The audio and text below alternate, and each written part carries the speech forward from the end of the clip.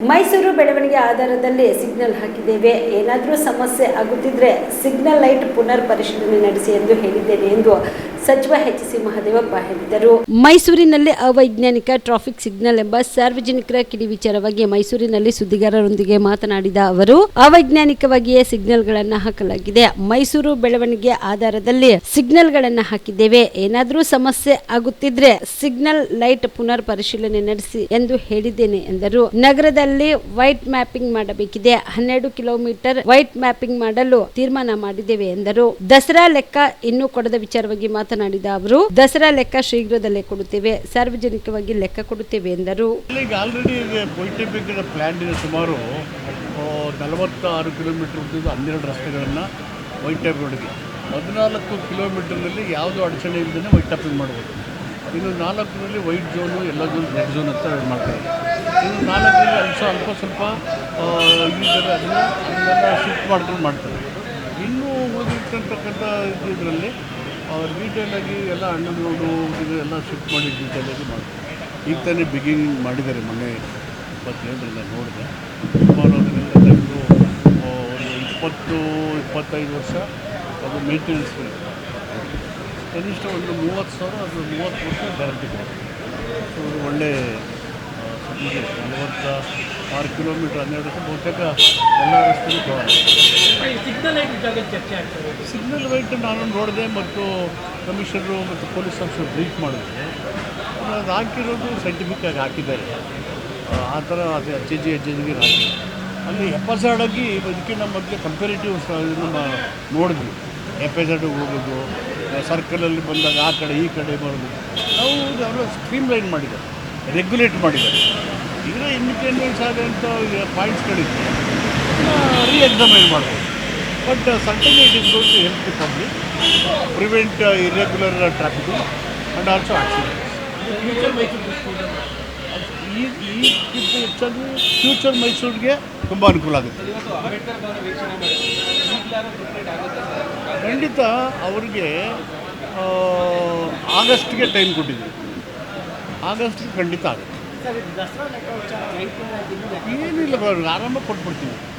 ಆದಷ್ಟು ಕೊಟ್ಬಿಡ್ತೀವಿ. ಏನು ಮುಚ್ಚಿಟ್ಕೊಳ್ಳೋದು ಏನು ಹೇಗದು ಒಂದು ಲೆಕ್ಕ ವೈಟ್ ಶೀಟ್ ಕೊಟ್ಬಿಡ್ತೀನಿ. ಯಾವುದೋ ಫ್ಯೂಚರ್ ಡೇಸ್ ಗಮನ ಇಟ್ಕೊಂಡು ಮಾಡಿದರೆ ಸೈಂಟಿಫಿಕಲಿ ಇಟ್ ಇಸ್ ಎಸೆನ್ಷಿಯಲ್. ಪಬ್ಲಿಕ್ಗೆ ಇನ್ಕನ್ವೀನಿಯನ್ಸ್ ಆದರೆ ಆ ಪಾಯಿಂಟ್ಸ್ ನೋಡಿದ್ದು ಹೇಳ್ತೀನಿ.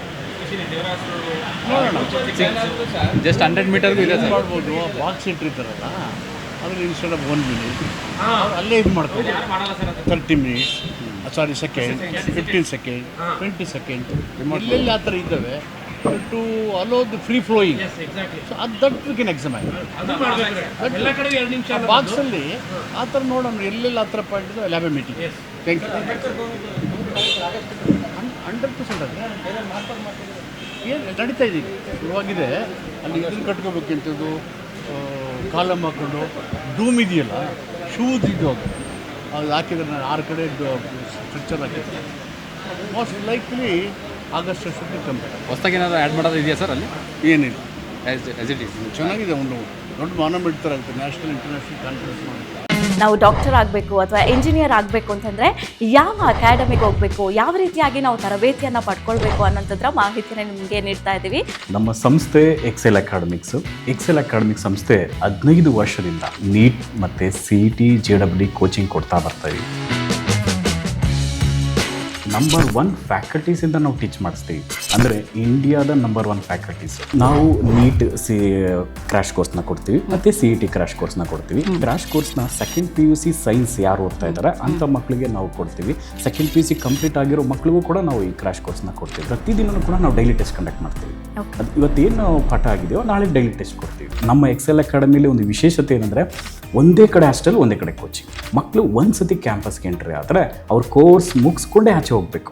ಆ ಥರ ವ್ಯವಸ್ಥೆ ಮಾಡಿರ್ತೀವಿ. ತೆಲಂಗಾಣ, ಆಂಧ್ರ, ಡೆಲ್ಲಿ ಆ ಕಡೆಯಿಂದ ಕರೆಸಿ ನಾವು ಫ್ಯಾಕಲ್ಟೀಸ್ನ ನಂಬರ್ 1 ಫ್ಯಾಕಲ್ಟೀಸ್ನ ಟೀಚ್ ಮಾಡಿಸ್ತೀವಿ. ಎಕ್ಸಾಮ್ಗೆ ಹೋಗೋಕ್ಕಿಂತ ಮುಂಚೆ ಮಾದರಿ ಎಕ್ಸಾಮ್ನ ಒಂದು 10ರಿಂದ 20 ಎಕ್ಸಾಮ್ ಕೊಡ್ತೀವಿ ನಾವು.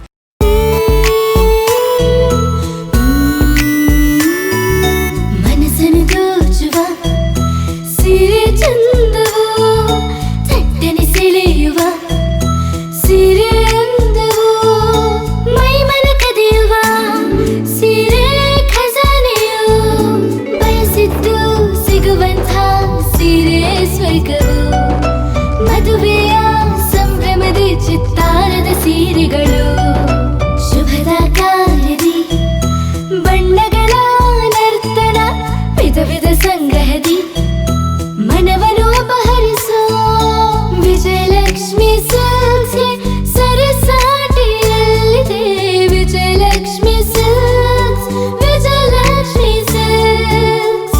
ಗುಲ್ಬರ್ಗ ಜಿಲ್ಲೆಯಲ್ಲಿಯೇ ಮಹಿಳೆಯರ ಮತ್ತು ಮಕ್ಕಳ ವಸ್ತ್ರಗಳ ಏಕೈಕ ಅತಿ ದೊಡ್ಡ showroom Vijayalakshmi silks, city centre mall, super market road, Gulbarga.